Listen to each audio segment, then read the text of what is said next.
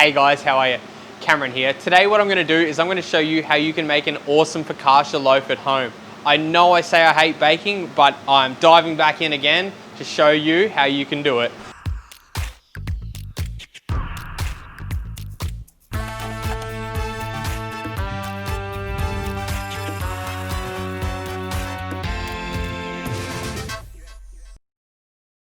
It's a really simple recipe. All you need, 5 cups of flour, 2 tablespoons of mixed herbs, 2 tablespoons of honey, 14 grams of yeast, and 515 milliliters of hot water, plus salt and pepper.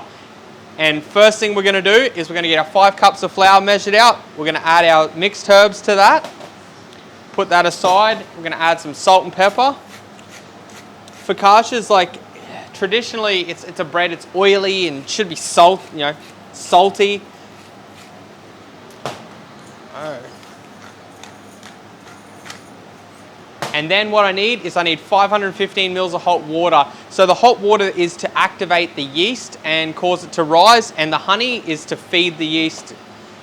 So what we've got to do is we've got to get our taps running as hot as possible, and then we're going to measure out the water, and then we'll be back.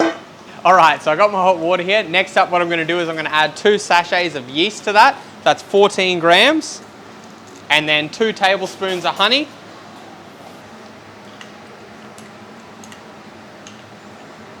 And then I'm just going to mix that and leave that to the side to activate. So for the last half an hour I've had this on the stove at a really low heat. So this is olive oil with some fresh garlic and some rosemary from my garden.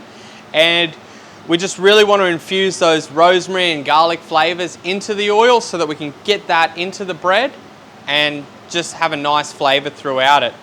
So what we need 6 tablespoons of oil in with this.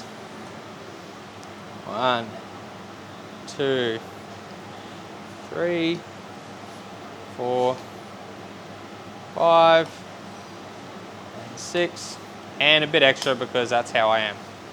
Now we're going to put this to the side and we're going to use the rest of this later to finish the loaf.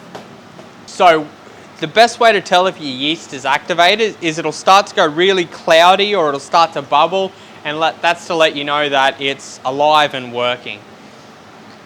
Alright, so my yeast is activated. It's nice and cloudy, you can see there.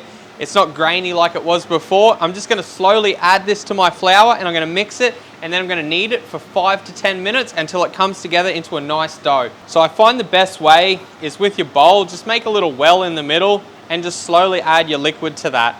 It's important not to add the liquid too fast, because if you start to add the liquid too fast, you could add too much and then it's just a nightmare and you might as well start again. You can always add more, but you can't take any out. Speaking from experience, I always think the best way to learn anything is to stuff up. Anything I do right, I've probably stuffed up more times than I've done right.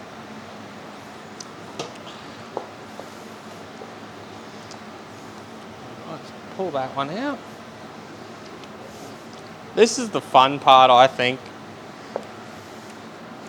Really got to knead the dough, work it together, and just get it till it's a nice consistency. If you have a look now, you'll see there's straggly bits and it's not as it should be. And you can see all this stuff on the bottom here. We need to work that until that's all in together and all one. So if you see that, don't be panicked and don't start adding more liquid, because you might freak out and think, oh, it's too dry. Just keep working it for a little while, because there'll be pockets of liquid there throughout. And you've got to make sure the consistency is perfect before you add any more liquid. Otherwise you end up with what will be too wet of a dough. You can see there now it's all starting to come in together and it's slowly working into the dough. Most people will have a dough hook for things like this, but I find doing things with your hands is the best way. It's a sort of a forgotten art in cooking, is to make things from scratch with your hands. See how that's like all come like together and there's no water there, and I haven't added any more because you can get into the habit of like you see all that before you've seen like all the stuff on the bottom and like all the flour and dry dough on the bottom, and you panic and you add more liquid and it stuffs it. You might as well just throw it out. Alright, so what I got here now is my kneaded dough. I've sort of formed it into a little loaf here. And what we're going to do is we're going to leave that to proof. And to do that, I've got my tray that I'm going to bake it in. I am going to heavily spray that with cooking oil, just so that it doesn't stick.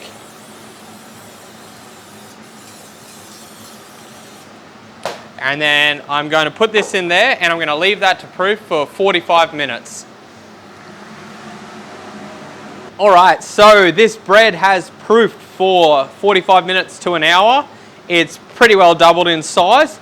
Then what we're going to do is we're going to get it ready to go in the oven. I've got my oven preheated at 200 degrees and we're going to cook that for 30 minutes. But what we're going to do is we're just going to poke some little holes in the top here.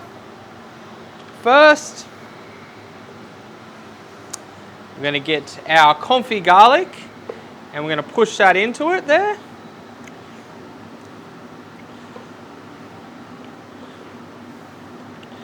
So to confit the garlic, what we've done is just garlic in oil. It's cooked slowly at a really low temperature and it's just infusing the flavour of the garlic with the oil, and you're not getting that raw, bitey garlic taste that you get with raw garlic.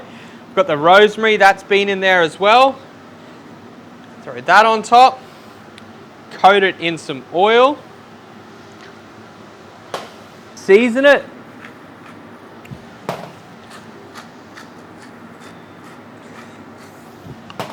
What I'm going to top this with here is some of my ricotta cheese. If you look in one of my previous videos, I'll show you how to make this awesome vegan ricotta. Super simple, quick, easy, vegan. And then this is going to go in the oven for 30 minutes. I'll just show you how that looks. That's in the oven, time is on, temperature's 200 degrees. I'll see you in 30 minutes. Alright, so I've just taken my bread out of the oven. As you can see here, it's got a nice crusty outside. As you can see inside here, it's nice, it's soft, it's doughy. You can see I've got the rosemary all through here. I've got the confit garlic through here. I'm just going to slice a bit of it. Alright, so an easy way to serve this, cut it into thin strips, dip it in the olive oil, dip it in the balsamic. Absolutely delicious.